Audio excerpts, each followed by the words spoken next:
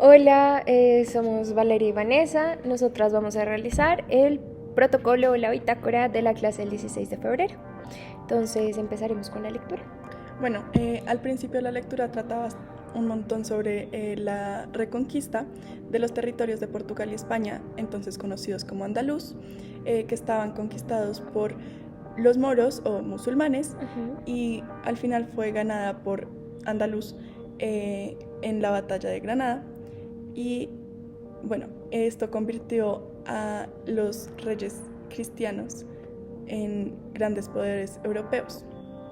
También de esta lectura nos llama mucho la atención la noción de nación, que para ellos no significa lo mismo que para nosotros. Para ellos no trataba de un país, sino de un grupo de gente con un origen en común. Entonces esto podía referirse a judíos, a mujeres, a cristianos, a gentiles, a quien fuera. Ok, entonces partiendo de este punto, pues básicamente que ya designamos, y es que España queda con la noción o la atadura hacia pues la religión cristiana básicamente. ¿Esto qué implica?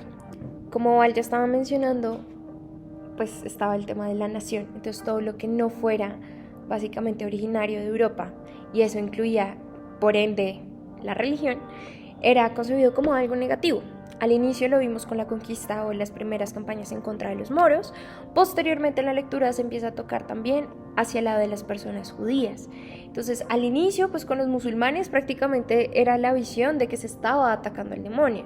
Ya más adelante con los judíos empezó también a tener una connotación peyorativa pues a nivel socioeconómico prácticamente, y eso pues creó como una especie de oleaje de conversiones que al inicio pues eran bien designadas, llamémoslo así, o eran con una creencia de verdad a cambiar de religión, y muchas personas llegaron lejos económica e inclusive religiosamente.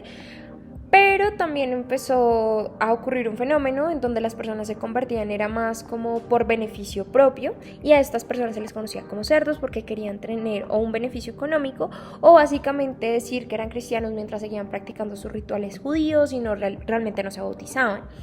Entonces esto en general, ya la lectura ahí como que nos brinda un panorama general de cómo estaba situada España pues antes de 1492, el momento del descubrimiento, o mejor dicho sea, el encuentro. Y este cambio de palabra o de concepto se debe a que en la idea de descubrimiento se deja atrás un montón de información. En el encuentro tenemos que pensar también cómo hay dos formas, dos partes que se están transformando. Y normalmente nos enfocamos mucho en cómo las naciones indígenas se transforman con la llegada de los europeos, pero los europeos también sufren una crisis inmensa que no tenían preconcebidos, a ellos no tenían ni idea que esto iba a pasar cuando descubrieron esta gente, este territorio. Se les mueve el mundo, todo lo que pensaban que era realidad se cambia. ¿Cómo así que ya no hay solo 3 continentes? ¿Cómo así? ¿Cuál es el plan de Dios? Había además una profecía que indicaba que cuando el cristianismo llegara a todas las partes del mundo, iba a ser como básicamente el fin del mundo. Entonces había un montón de miedo alrededor de esto, y también tenían esta idea de lo que Colón había mandado en las cartas, de las colonias como estas islas, esta América, como un paraíso, como todo lo bonito, lo bondadoso, lo lleno de vida, lo natural, todo lo que Europa no era. Y Europa venía un poquito desfascinándose consigo misma. Entonces es literal una crisis entera del imaginario, y no imaginario como lo entendemos hoy en día, sino como Gilbert Durand nos los propone, que es como una sociedad tiende a construirse a sí misma, a identificarse, no a partir de conceptos, sino a partir de una red de imágenes. Exactamente. Y es por eso que en la clase vimos todo esto a partir de una serie de grabados. Entonces, en el primero, pues de Jacob Wolf, básicamente nos muestra un barco que abarca la mitad de la imagen en la parte de abajo, y más arriba básicamente unos europeos llegando en barco a una isla en donde pues se da a entender que hay indígenas. Entonces, primeros puntos a tocar como de mayor importancia.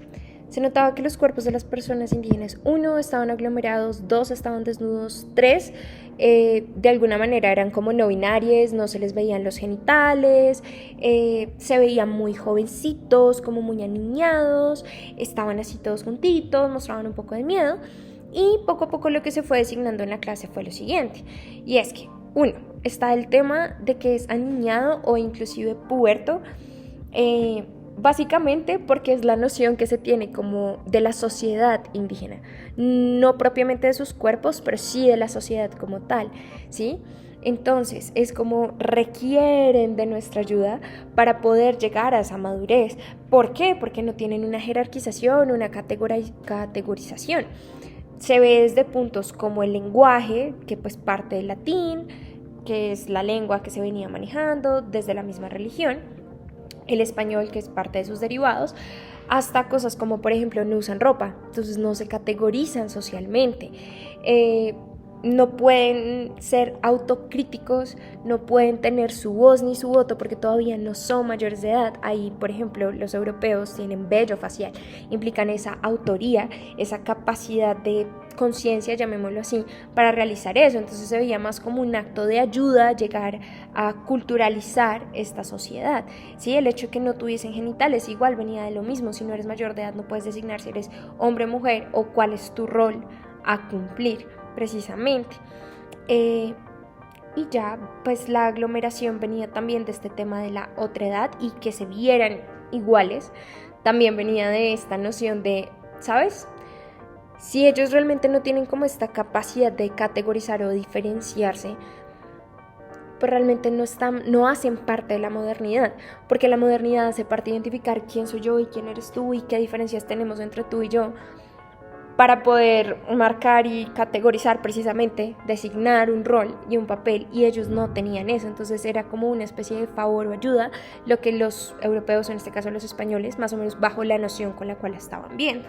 Sí, total, era una misericordia llevar este lenguaje, el lenguaje de Dios, con el que Dios hablaba, para que pudieran organizar su mundo y sus ideas que estaban en desorden.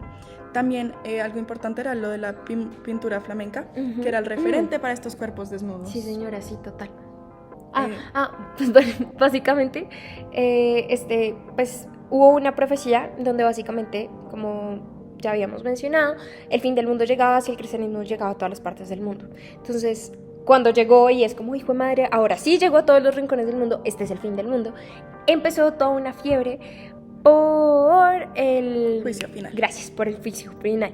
Entonces la pintura flamenca se caracteriza porque ponían unos rostros y unos cuerpos con un detalle y una veracidad. El dolor. Exactamente, y permitían crear esa clase de empatía desde el espectador hacia el humano, como esta extensión hacia nuestra realidad a través del cuadro, pues a través de estos cuerpos, de estas facciones, y es lo que podíamos evidenciar, y básicamente fue lo que se procuró tratar de llevar o de transformar hacia el grabado. Y como Vale estaba mencionando previamente, pues esto hace parte de la red de imágenes y el imaginario ya existente en Europa, y que en la clase anterior también lo mencionamos, es decir, el paisaje en realidad ya también estaba ligado a los paisajes europeos, entonces ahí ya se va creando toda una construcción. Y esto de los paisajes y de la construcción también nos lleva al siguiente grabado, que es un mapa, pero no es un mapa que sea útil para navegar, porque en realidad nada es tan supuesto, sino que todo está nombrado, y esto vuelve a la idea del lenguaje, porque para ellos el lenguaje era para fijar las cosas en el tiempo, poder introducirlas a su lógica y a su sistema de realidad, ya fuera legal, fiscal o solo ideológico. Entonces pues era muy importante poder nombrarlas e interiorizarlas. Y también, como decían, vendérsela al público que lo estaba viendo. Ok, ya partiendo de esto, básicamente hemos llegado a 2 conclusiones. Bueno, primeramente queremos dejar muy claro algo que discutimos en clase, que es completamente diferente lo que hizo, por ejemplo, Hitler, que tenía ya un contexto en el que habían derechos humanos, habían planteados unas morales muy claras y ya había pasado este tipo de cosas, que es lo que hicieron los españoles cuando llegaron y no tenían un sistema para entender nada de lo que estaba pasando o sí, como saber cómo manejarlo. Entonces, esto puede ayudarnos a entender, más no justificar todas las acciones que se llevaron a cabo en esa época.